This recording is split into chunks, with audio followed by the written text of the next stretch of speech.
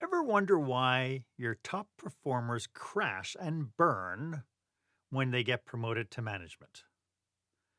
I mean, they were rock stars in their roles at the beginning, but now they're struggling and your team is feeling the impact. That's what we're talking about today on Marc Haine Live.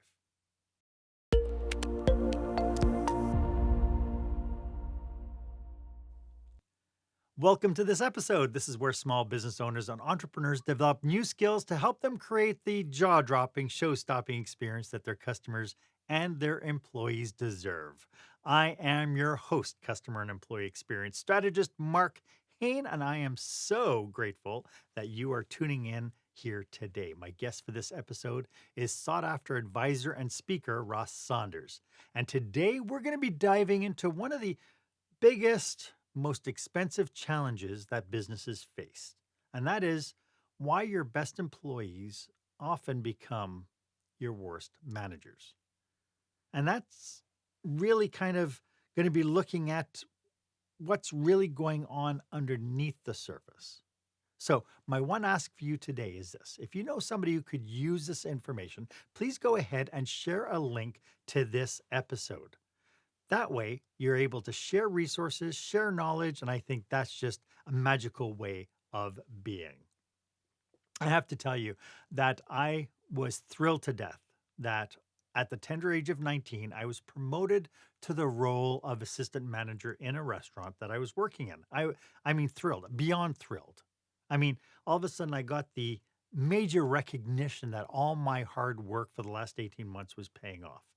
My committed energy, my attention to detail, and my performance were all rewarded when my store manager, Steve, came to me and said, Mark, I've noticed everything you've been doing. I'd love for you to take on the assistant manager position and get everyone up to your standards.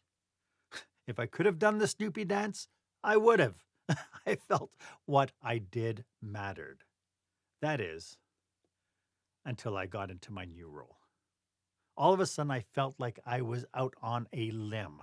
The skills that led me to my promotion were nothing in my new role. I had no idea what to do, how to get the best out of my people. And the worst part was being called into Steve's office with the "what the hell is wrong with you" conversation. Within 16 months of being promoted, I resigned. And that brings us to our question of the day.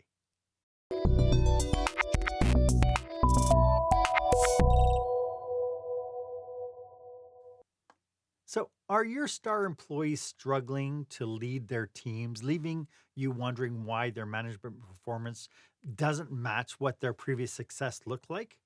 I'd love to hear your stories. Feel free to share this episode on your favorite social media platform, hashtag it Experience Leadership, and let's bring this topic out into the open because I think the more leaders know that this is a challenge, the better we'll be to address it. As I mentioned, my guest today is someone who knows all too well the challenges that come from stepping into a management role for the very first time. By day, my guest, Ross Saunders, is a privacy and governance specialist working tirelessly to protect personal information on a global scale. But beyond his impressive credentials in that field, Ross has a passion for something equally important: helping new managers succeed in the roles that they've been thrust into. With over a decade of experience leading teams and coaching new managers, Ross brings a wealth of practical, battle-tested insights.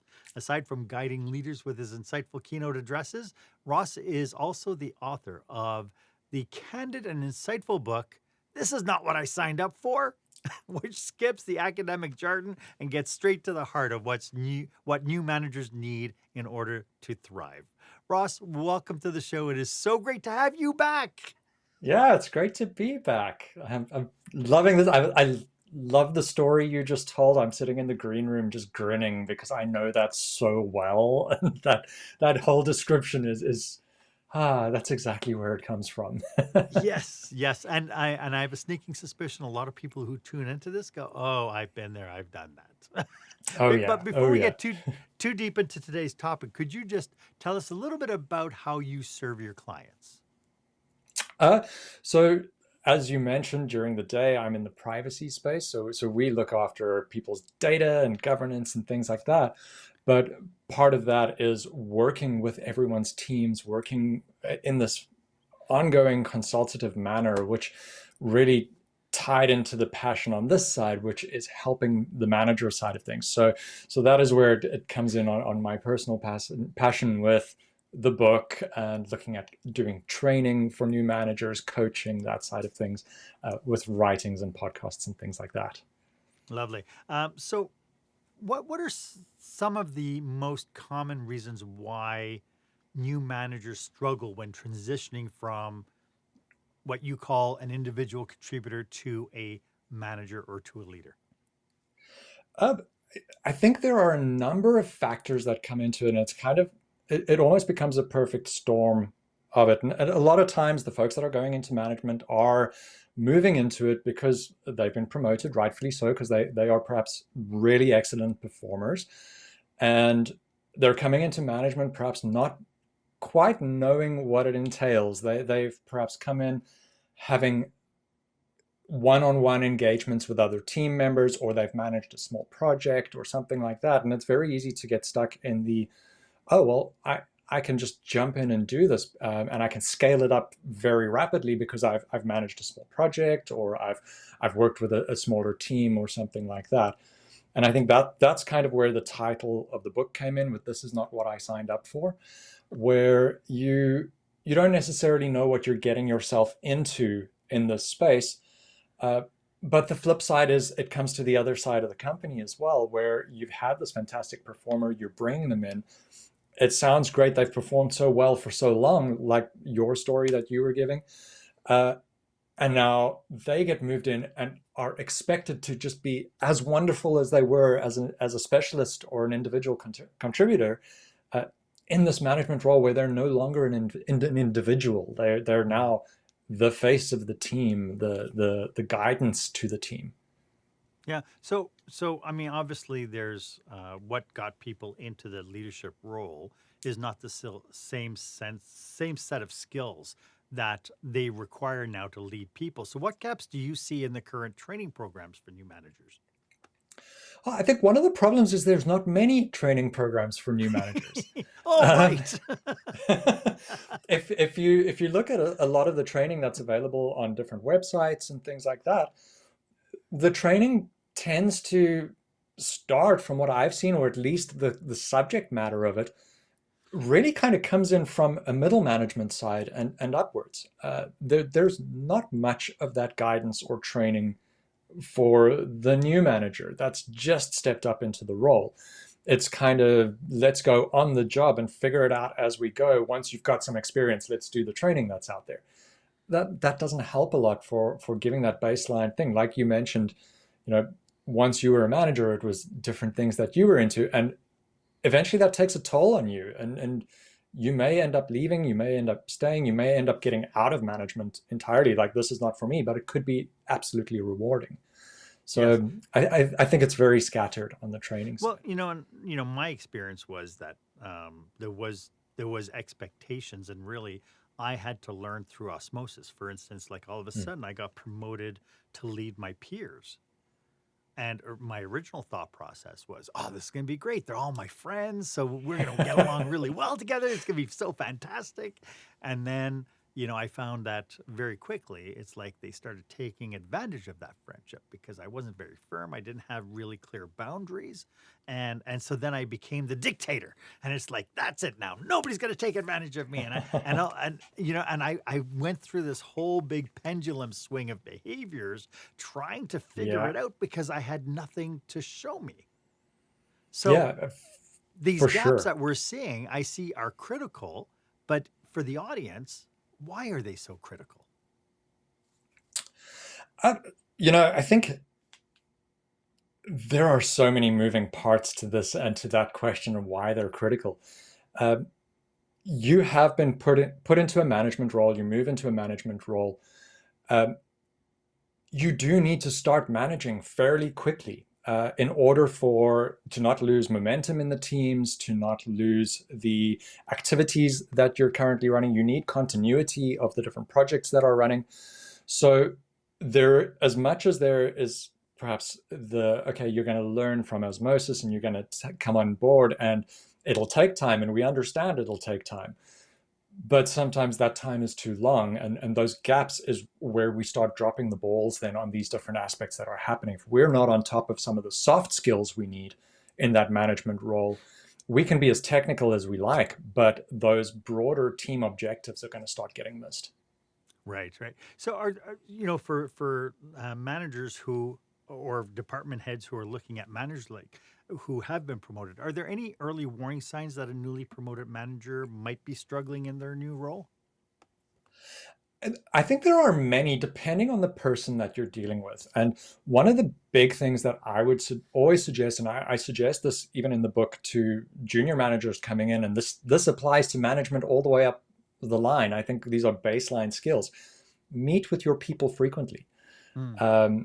So if you've recently promoted someone to a manager, you want to be meeting with them a fair amount of time. Don't just leave them to swim, because chances are they'll sink.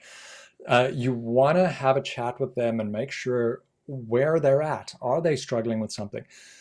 A lot of folks that have come into these management roles, I don't know if it's a defense mechanism or a natural human instinct, but a lot of the folks that have come from these wildly specialized roles or really great performers are used to being great performers. So when they come into this management role, and they're taking it over, they might not be telling you that they are struggling because they've got a track record of being fantastic, and they're scared to let you know that they're not being fantastic. So I think as a manager managing these managers, you need to be open with that fact that, look, it's okay to fail a bit. It's okay to make missteps. Tell me where you're at. Let me help you, and get a lot of that in. I think that conversation and that communication is critical. I mean, that's why it's the first chapter in the book is communication. Like, Hmm. you need to communicate. You need to be chatting, and then you'll start picking up those warning signals that you might be looking for. Balls being dropped, things like that. Putting someone in management does not immediately make it no longer your problem that you have to worry about that function. It makes it more of your problem for a while you're getting them up to speed. Start slow to move quickly, I think. Yes. I know that from my experience getting into a management position, the very first thing that was my Bible, or I was told should be my Bible, is we have a policy and procedure manual. Just follow that, I was told, right? Which turned me into a little bit of a Nazi when push came to shove. So what are some of the common mistakes new managers make when they're trying to lead their teams without this adequate preparation?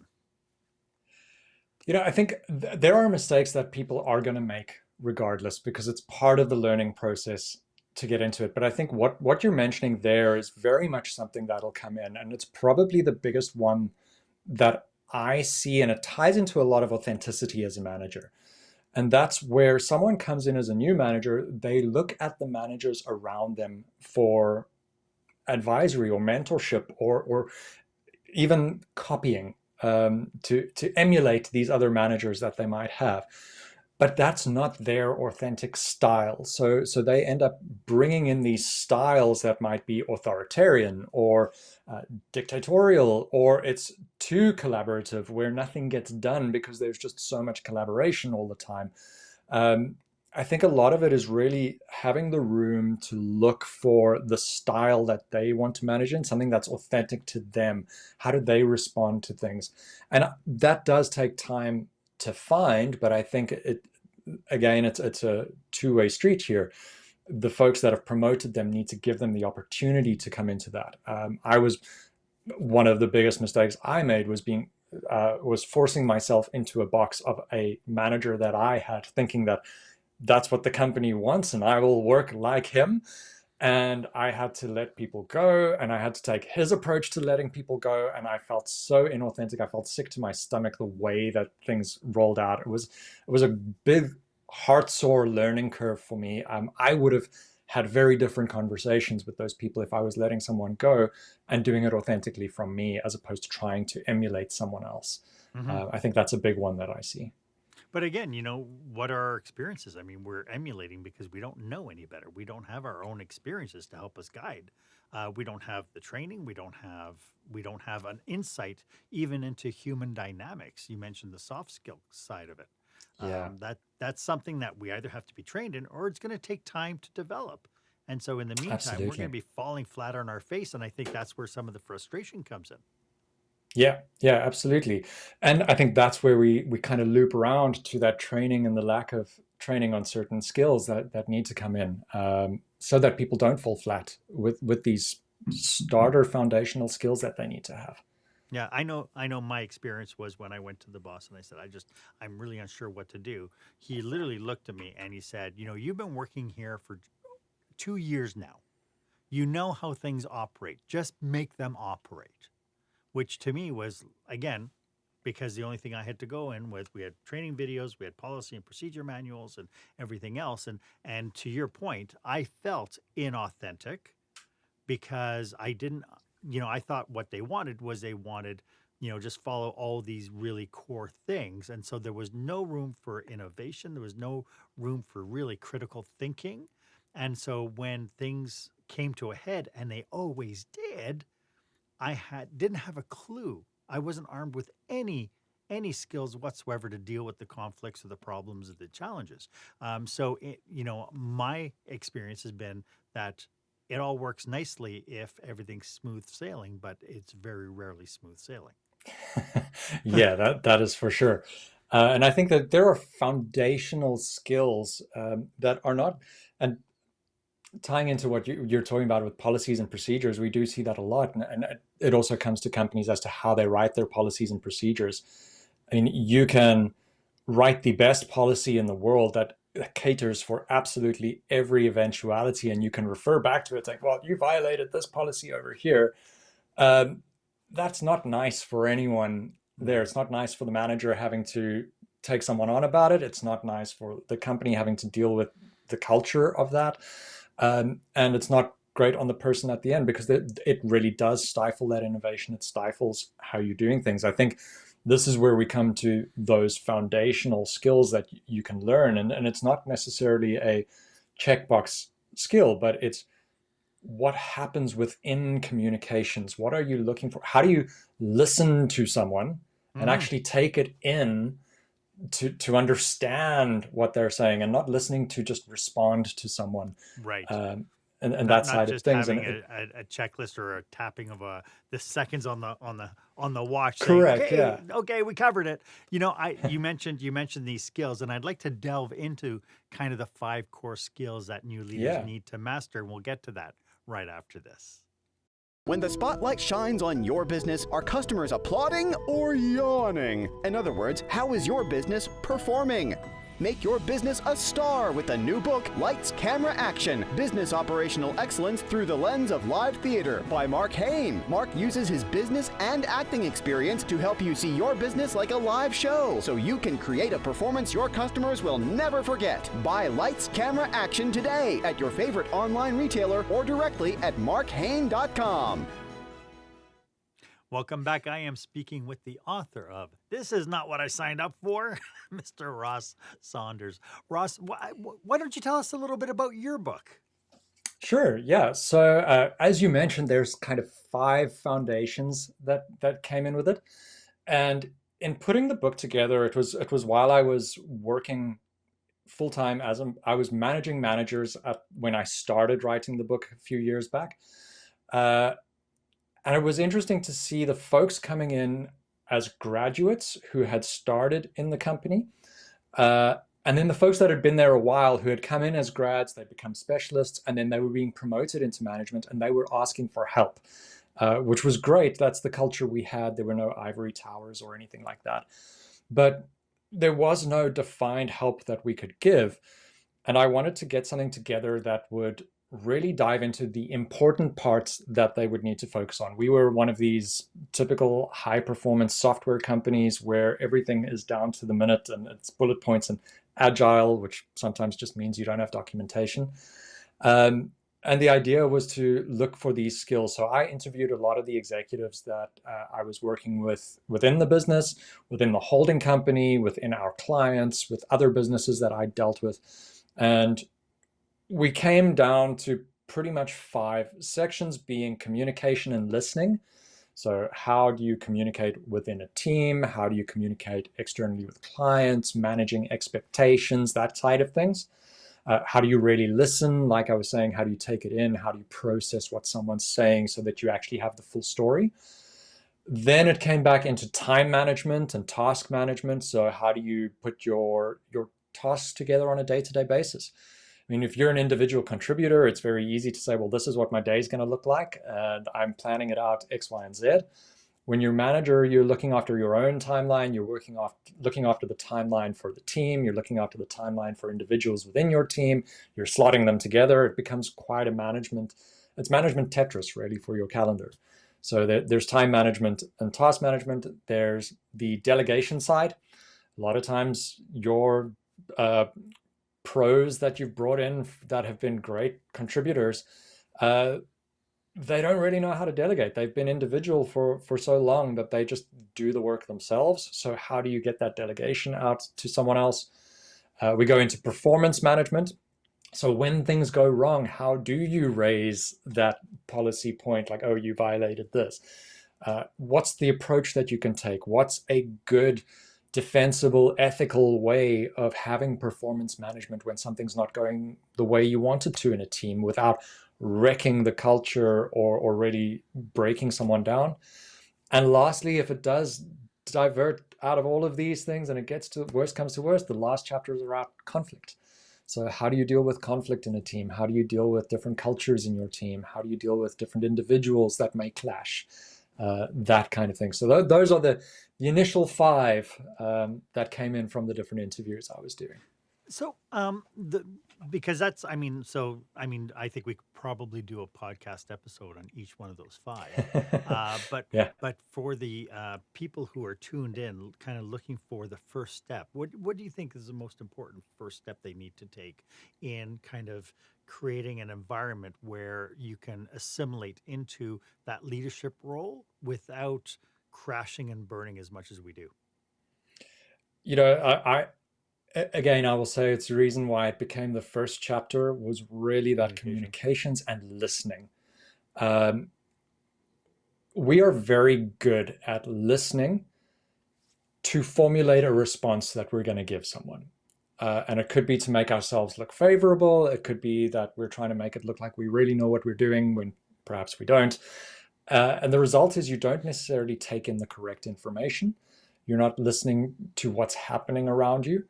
And you might not be communicating to all the right stakeholders. When you come into this kind of management role, you have so much information that you need to gather, and there's so many different moving parts that I think communication becomes key to actually understanding where these moving parts are, what they are, and what you need to focus on. If you're having regular communication with your team members that you're managing, you're going to find out where they're at. You're going to build rapport with them. You're going to find out how they're doing. And in doing so, you're going to find out how you're doing as a manager. And, you know, some people might not be straightforward with telling you how you're doing. They don't really want to hurt your feelings, or you're new in the role, but you want them to tell you some kind of feedback. And it's important to be able to take that feedback. So part of the communications side is accepting the feedback that someone gives you so that you know if you're doing something wrong or terrible or something like that. In other cases, you might have team members. My first role as a manager, I had team members that pulled no punches in telling me exactly what they thought of my management style. And that was a very big lesson. And Mark, I didn't have myself leave, my team left. That was from really not doing the right style, not listening to people, not seeing where they were at. Yes.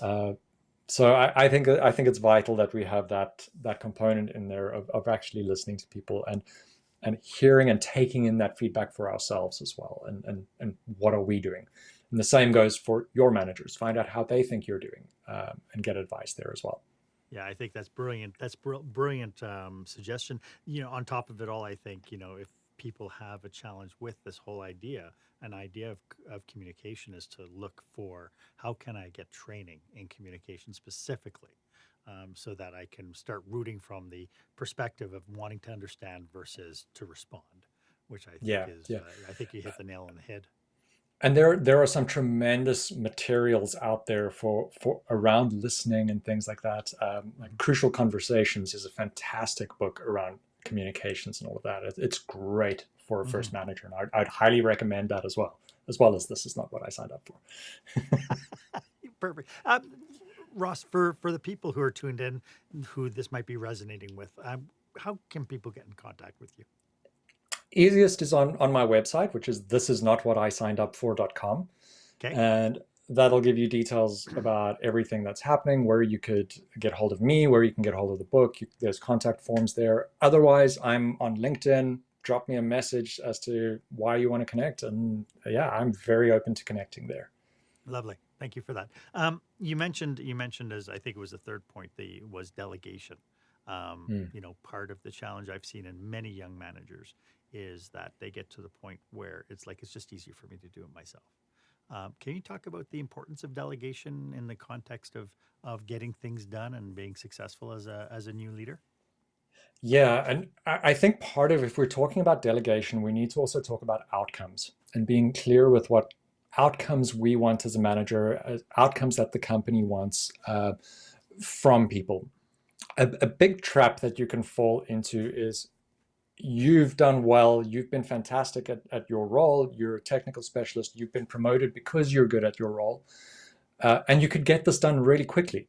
Like, we could just push this out the door in a day rather than waiting for someone to complete it and learn it. But then you start losing out on things like succession. So if something had to happen to you, what happens then? Who can do this role? And you start having issues with really controlling how people do things. And this is where I want to bring it back to the outcomes. Um, you can, if you know what your outcome is that you want something to happen, and you have a kind of timeline that you want to look at, delegate that to your team members and give them the outcome that you're looking for. How they get to that outcome is not necessarily going to be the same way that the person who is the new manager or as you would do it. They are perhaps going to take a different route. It's their own approach. They're learning a bit. They might falter. They may lose the steps. But the important thing is, do they get to the outcome that you're looking for? If they get to that outcome that you're looking for, they've not necessarily done anything wrong there. And that's where you can start. The first time you get through that, I think, is where you start seeing that I can actually delegate it. It doesn't necessarily need to be done my way, and someone else might pick it up. Now, that's not to say hand something to someone and hope for the best and don't follow up or anything. That's called throwing it over the fence. That's not delegation. You want to still validate that someone is following and getting to the outcomes and not stumbling or something. And that's part of management as well, is having that empathy, having that help. Sure, step in and help someone who you've delegated to, and then you can get your technical fix in by helping a bit. Don't do the whole thing. Yes. Help them and bring them in. And the idea is, you're in management now. You're not going to be doing that technical role where you are right now. You need someone else to be doing it. Otherwise, you're not going to be freed up to do the management side and grow in that space, which is exactly what you need to do right now. So delegation is very important, and it's very hard to get to that. It's something that I still struggle with it years down the line of managing people. Yeah, it's interesting you say that. As I go into organizations, I find that that's probably one of the biggest handicaps people have outside of the communication piece, is that they don't know how to delegate, and they don't know Mm. what they can delegate, and they don't know how to do it effectively. So with follow up and so on. So I actually created a delegation quiz. The link is in the show notes, where you can take the quiz, and then once you complete it, you'll get a 15-step or a 15-point feedback on different things you could look at as far as delegation, the skills required within delegation, because a lot of what we've been talking about today has points of it, like the communication is in there, right? The humility aspect of what we need to be as leaders is also in the delegation side. Can you talk a little bit about the importance of confidence and the kind of normal feelings high performers experience in their new roles? Well, I mean, I can That was speak just to such a little experience there. question, wasn't it? Yeah.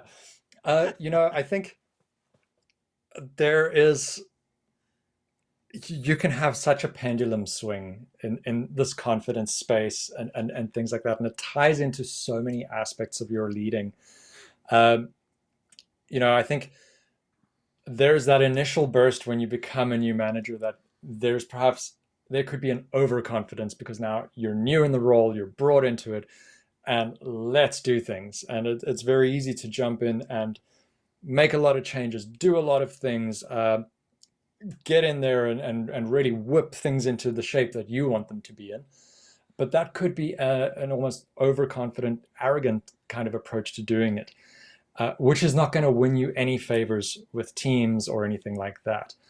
So I think that there is a balance to be struck between sort of confidence and arrogance when you get into the role. And by the same token, you are going to get knocked down for something. I think it's not an if, it's a when. And in that case, your confidence is going to take a knock.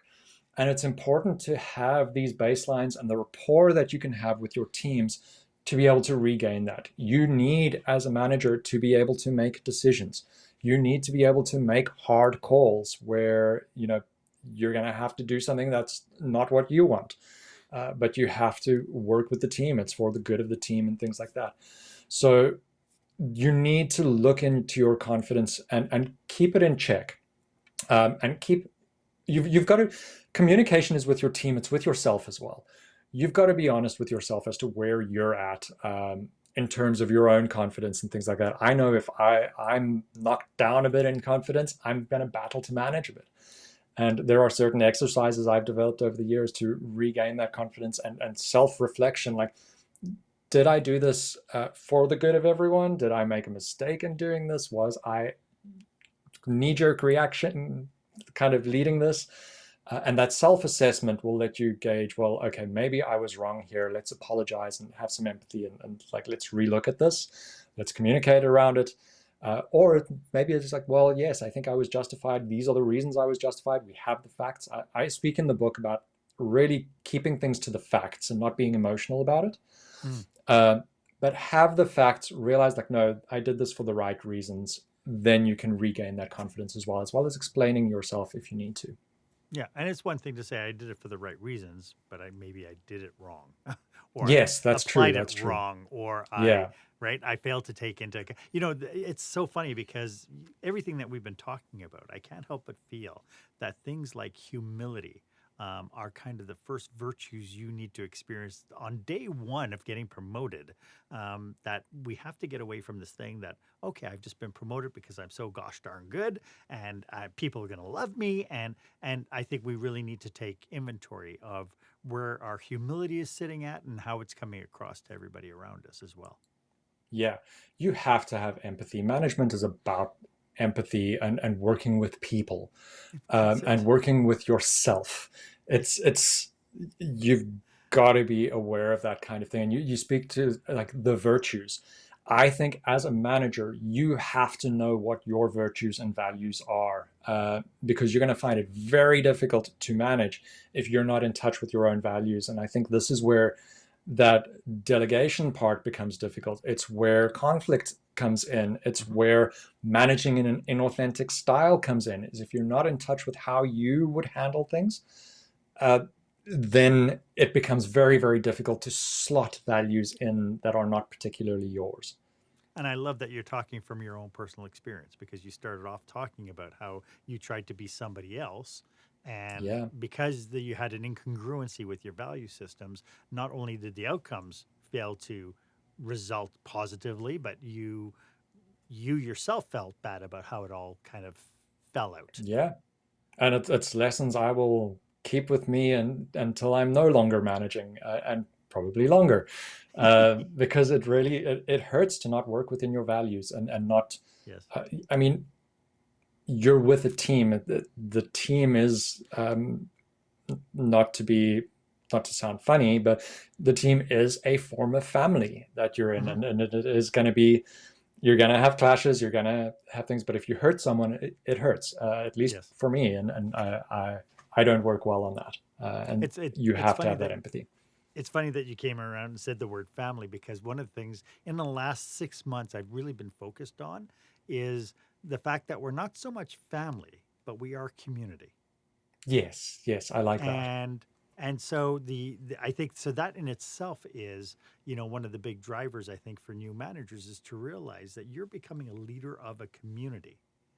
And in that, think about kind of the best leaders that you've seen leading communities, and all sorts of big names start coming out, and you start thinking, what were their key virtues? What were their key values as they were Mm. stepping up into those roles? And then take inventory of that for yourself. Yeah. Yeah, I think that's a fantastic way to go. And I think community is really good. I speak in some of the newer chapters that I'm working on in that subculture in your team, and that the culture that you're brewing, that's the culture of the company as a whole. Hmm. There are subcultures in your teams that you're going to be growing. And you Yes. as the manager are guiding that subculture happening. It can form on its own, but you would want to give it a little nudge every now and again to the right subculture that you're looking for. Um, and that's that community building as well. Yeah, and then it comes back to the communication piece of being able to constantly be pushing and communicating forward what those values and what those outcomes are on a consistent basis, so that it becomes Yeah, part of the vernacular as well for your culture. correct. Yeah, Yeah. yeah. And if you're having these regular conversations, it becomes easier to manage. And you can have long conversations every 6 months, Hmm. or you can have very quick conversations every few minutes. Yeah. You can build things so beautifully and build such a rapport with everyone, and performance starts taking care of itself, and issues start getting taken care of early instead of blowing up later. People know what their expectations are of each other. Rapid communication all the time really helps. And it kind of sets aside kind of personal agendas and that sort of thing. Like it's very hard to have a personal agenda where you're trying to manipulate outcomes and so on when you're constantly having to be in communication and constantly be held accountable to outcomes and the value statements and so on that have been defined. So I Yeah, think you end up with a lot more, for better lack of a better word, honesty within the team yeah, as well. yeah, definitely. And Yeah. that's what you want. Yeah. When we come back, I'd like to talk a little bit about some pitfalls and cautionaries for the people who might be listening to this and thinking, I need to do something with my culture and with our leaders. And we'll get to that right after this. When you're delivering an important speech to a huge audience, it's easy to lose your place or go way over time. Give yourself an advantage with the Pro Speaker Presentation Speech Timer app. No more checking your watch or calling for time. The Pro Speaker Presentation Speech Timer app keeps you on track with easy-to-see timers, even changing color for visual prompts during your speech. And you can set audio cues to practice, or set it to vibrate so you don't even have to look. Be the pro you know you are. Download the app at speakerpresentationtimer.com. We are having such a phenomenal discussion. I hope you are getting tons of value from what you're listening to today. As you can tell, Ross and I are super focused on serving you and your team. So, if you are planning a leadership retreat or a conference, or you'd like to explore how we could be of benefit to you and your team, drop us a line. Our contact details are in the show notes. So, Ross, how important is building a support network around oneself when you get promoted? Oh, I think that is so vitally important. And it was something I was thinking about as we were discussing around communities and things like that as well. Hmm. Having a support network within the business is one thing. Having an external support network is also a phenomenal way of growing yourself and learning how to manage and things like that. And there are a lot of opportunities out there for building that kind of network as well. So I'm a big fan of volunteering in other bodies, and there are professional bodies that may be for your industry and things where there's a wealth of knowledge as well to help you in the space that you might be in. So could we dig a little bit deeper? Like, what does that all mean? Like when you talk about finding external support outside, what are you referring to specifically? I would say, in various industries that you might be in, you may have professional bodies that guide your industry. There are also special interest groups. So, for example, I came out of the tech space at the time that I was writing the book, and I was a member of a number of these special interest groups where it was um, for the technical software space that we were in, we were also in the audit industry, so I was part of a risk management body and things like that. But it's other communities that you can surround yourself in where you can ask for advice and people who've been there before or perhaps had similar challenges and things like that. So you can gain a lot more experience outside the echo chamber that is the company that you're in. Because when we're talking about mimicking styles and finding your style and things like that, it's very limiting to look only in one place. Mm-hmm. So whereas if you're building those relationships externally, you can start seeing like, oh, wow, I really like the way she does that. I think I'm going to take that on a little bit.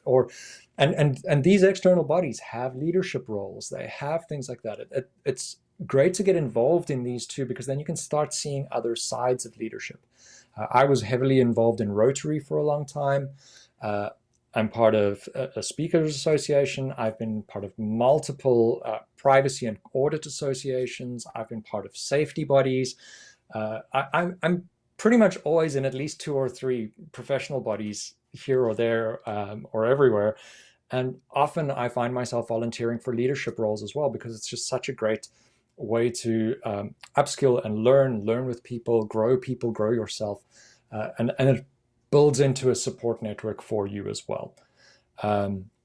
Beyond just your team, your family that you might be discussing with, your company that you're working in.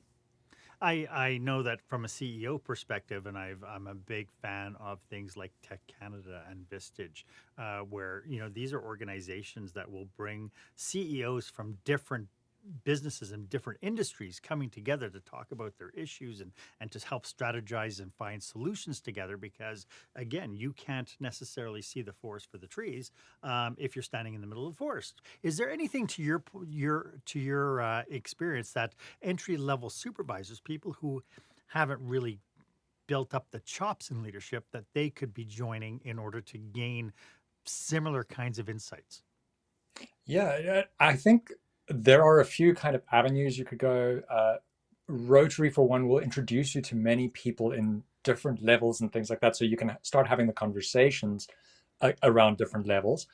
But I remember from my side, being in the tech space, there was a body that I had looked at, where they have everything from specialists through managers through different roles in the tech and IT space that have special interest groups that you could be part of, and you can learn from that. Aside from that, there are so many informal groups and associations that you can look at on, say, meetup.com. I use meetup.com so much for special interests and hobbies and things like that, for like hack labs and all these things where you can just meet people with same interests. I'm part of a few CTO bodies. I'm part of a few product management bodies. So wherever you've got these different spaces that you want to join, you can go in. Like, even talking about the product management side, the TPMA, Toronto Product Management Association, they're wonderful because product managers are basically managers on their own. They're managing products, but also people, and everyone there is from different levels. So I encourage people to go look for these groups that are either in their industry or the space they play in. There might be retail bodies that you could look at if you're in the retail space. There could be tech bodies. There can be financial bodies. There's a lot of special interest groups. And I know in the tech space, you can look for SIGs, special interest groups that you can perhaps join. Yeah. I love that. I just came back from California. I spoke at the California Restaurant Show, and I was absolutely flabbergasted at the scope of expertise that was actually in the room, from different aspects, different people with different feelers in the industry who would be really good mentors to anybody coming up in the restaurant industry. So, this idea of, I know that time and attention and focus is really difficult for a lot of people to say, oh, I'm going to join an association, I'm going to take advantage of what they have to offer. But I would think that would be a really great time and money investment, is to Yeah. become part of a local association. Yeah, it grows you without you realizing it. And I think one of the big things in associations, if I've ever learned anything from them, what you put in is what you get out. So if you go in there and you really take part, you'll get out so much more. I think you actually get out more than you put in most cases, in my experience, and you'll learn a whole lot from being in these spaces, and you can learn from the leaders around you. Having you and I belong to the same professional organization for the professional speakers, but also my background is being in hospitality. I've always been involved. And to your point, I think we grow so much more because just by getting into a leadership role within the organization gives us face time with so many different stakeholders. Mm. But yet I still feel that people will join associations and yet they still will stay on the periphery of the association, really not get involved, and then a year and a half later go, oh, I don't think I'll renew. I really didn't get too much out of it. So to your Yeah. point, you get out of it what you put into it, right? Yeah, most definitely. I've had such value from the associations I'm part of. And it benefits you in other ways other than just management. You build a network of peers that you can go to with problems and things like that. It's really supportive. Yeah. This has been such a great discussion. I realized we kind of went a little bit off topic with the whole networking thing, but I still think it was really important that for people getting promoted outside their skill set into a role of leadership, I think just understanding that there are people out there who are willing to help, who can help, and so on is an important factor. As people are tuning into this, when we think about this idea of expanding our capacity as entry-level leaders, are there any cautionaries, any pitfalls that we should be aware of as people kind of try to uncover this, or even from the employer perspective, any cautionaries or pitfalls you would suggest that they be aware of as they promote these people coming up? Yeah, I think I'd really like to focus in on those employer side, and I'm glad you brought that up. I think we've spoken about someone taking up a management style that's not theirs. I think the employer needs to support also not enforcing a particular management style on someone. And that I think leads more into don't control the process too much. I spoke earlier about it, having the outcomes that you want to see. The employer should look for outcomes as well, and let people within some good safeguards and boundaries explore how they are going to become managers and build their process internally as to how they manage. And then it'll start getting through with that authenticity and people managing in their own style. So I think you need to step back and let people have a bit of that space while still checking in to make sure they're following where they should be. I do think the other side of this as well is the expectation of the employer must also watch that you're not still expecting this person to do their specialized role while they're in management. Sure, there is going to be a phase over or a handover period where they might be training new people to do the specialized role, but it's very easy to continue relying on someone being the specialist while expecting them to be a manager, which can set them up to fail because they don't have enough time to do both of those. So they should be passing on that knowledge and bringing up into the management role of themselves, and their employers should be supporting them with something as simple as a percentage of time split that they are expected between these two roles. But you can't expect someone to be doing two roles and not burn out and totally fail in this space. I like that. I like that you set that parameter of kind of delineating between one role and the other role, because the other downfall, if we allow the technician to keep on doing what they've always done, is they will then start to blend into becoming that micromanager, right? We start, because somebody will turn around and say, we'll hire somebody to replace you. Just make sure that they're up to par before you step back. But that could continue on ad nauseum. Because we haven't taught them not to be a micromanager. Yeah, for sure. And there will be the time period cut over, but yeah. We need to support it. So any other pitfalls or cautionaries you would have for leaders or for the brand new supervisor manager coming into a role? I think a big thing is to, and this applies to both sides, is give permission for some failure. That there is going to be failure that happens along the way. And it might not be failure. Failure is perhaps a heavy word for it. Yeah. But there's going to be missteps. There's going to be the wrong decision made. And you're going to have to roll with that and figure out what the right one should have been and how you work with that. But I think it needs to be supportive. No one has inherently got the skill set to just waltz in and do all of it. I'm sure there are some wunderkinds like that would come in, but I don't think we should expect that of everyone. And I think there just needs to be patience around. I doubt that it actually happens. Like one of the things I did with one leader when he was frustrated that a new leader couldn't keep up with stuff. I asked him if he had ever skateboarded, and he said no, he never did. I said, okay, well, it's really easy. And I actually took out a skateboard and I handed it to him. I said, you stand on it and you push yourself, and then you'll be able to go as far as you want. Give it a try. And he right away looked at it and goes, there's no way. I don't know what I'm doing. And I said, well, isn't that interesting that you promoted somebody who's never been in a leadership role, expecting them to be really great leaders without having the training and the practice to be able to do that. So I love that. I love that point about being forgiving a little bit, that there are going to be growing pains. And, you know, my hope is that based on our conversation today, that people aren't going to expect their new leaders to learn leadership through osmosis. Right? And that they'll actually take time and energy and maybe a little bit of money to be able to train people past, you know, don't wait until they're middle manager, until they're work their way past to a certain point, but start early with that mentorship and with that training. Yeah, and mentorship, training, coaching, it doesn't necessarily need to be a course. It doesn't necessarily need to be a book. There are so many ways of bringing this in. But yeah, don't leave someone floundering. Yeah. This has been a wonderful conversation, Ross. Do you have any last thoughts about what we're talking about today? I think we've gone through a lot of it. I think one of the things that was something that has stuck with me over the years was from a company that I worked with, where it's the whole culture and the whole way of doing things throughout the management team, from executive right down to senior, middle, junior, was to make yourself obsolete.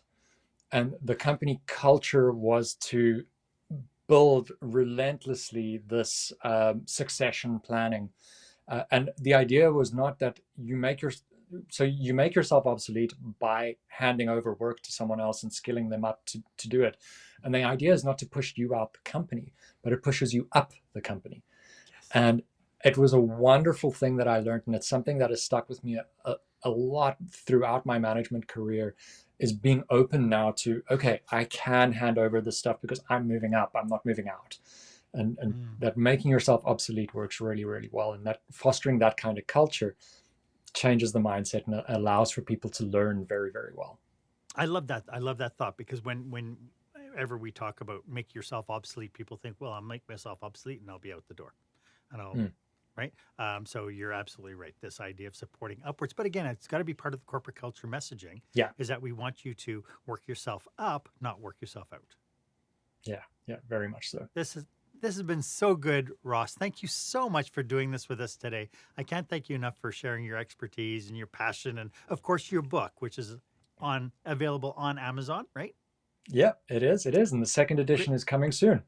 And could you remind everybody one more time how they can get a hold of you? You can get a hold of me at my website, which is thisisnotwhatisignedupfor.com, or you can hunt me down over at LinkedIn, pop me a message and say, this is how I heard about you, and let's connect there. Love to. Brilliant. Ross, thank you again. This has been great. Thank you for having me. It's been awesome to be back. Why don't you let me know if this was of value to you? As always, my offer stands. If you would like 30 minutes of my time to brainstorm your business with you and your team, feel free to book time on my online calendar. The link is down below in the show notes. It's the one that's marked meetwith.marchaine.com. It would be my absolute honor to be of service to you. And while you're at it, why don't you go ahead and leave a comment or review about this episode? I'd love to get your feedback. Was this of value to you? Did you have any nuggets? And while you're at it, why don't you go ahead and make sure that you subscribe and ring the bell? That way you get notification whenever I bring you fresh new content each and every week with the brilliance of like Ross Saunders.